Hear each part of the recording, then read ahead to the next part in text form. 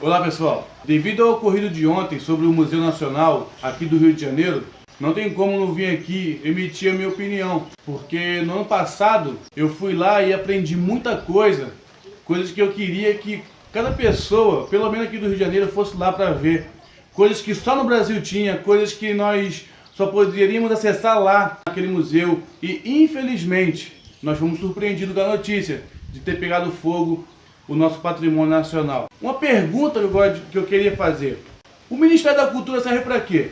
Não seria para financiar também os recursos para que haja manutenção desses lugares onde passa informação da nossa história, coisas que aconteceram aqui mesmo, e um valor que é imensurável, não tem como reparar o que nós perdemos.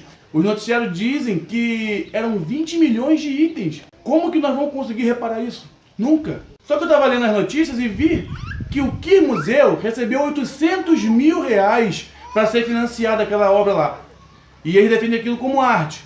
Por que a mesma Lei Rouanet também não serve para financiar recursos para que as empresas responsáveis pela manutenção do Museu Nacional do Rio de Janeiro fossem também reparadas? Porque quando eu fui lá, eu reparei que aquele ambiente já era precário. Tudo de madeira, 200 anos, e não tinha reparo. Também li nos noticiários, a Lei Rouanet mobilizou 800 mil reais para o Quir Museu, e lá no Museu Nacional do Rio de Janeiro precisava de 500 mil reais por ano, e só foi dado 320 mil reais. Será que o Ministério da Cultura só preza por defender as questões ideológicas deles? Então quer dizer que só essas artes que defendem essa ideologia de esquerda tem que ser mantida? O homem sem história não é ninguém. Se nós não conseguimos proteger a nossa própria história, coisas que só aqui tinha, nosso patrimônio nacional, a gente não consegue defender, em nenhum outro lugar tinha, só aqui tinha, a gente não consegue preservar. Que situação nós estamos vivendo? Pior do que a corrupção no Brasil é a questão ideológica. Mas agora nós podemos mudar em outubro.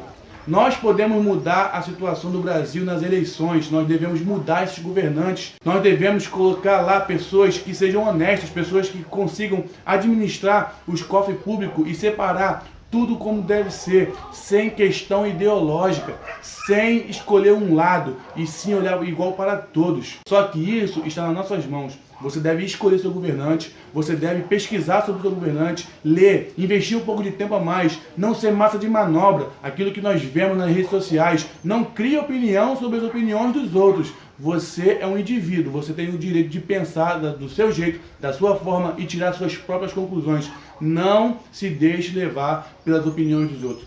Tenho dito.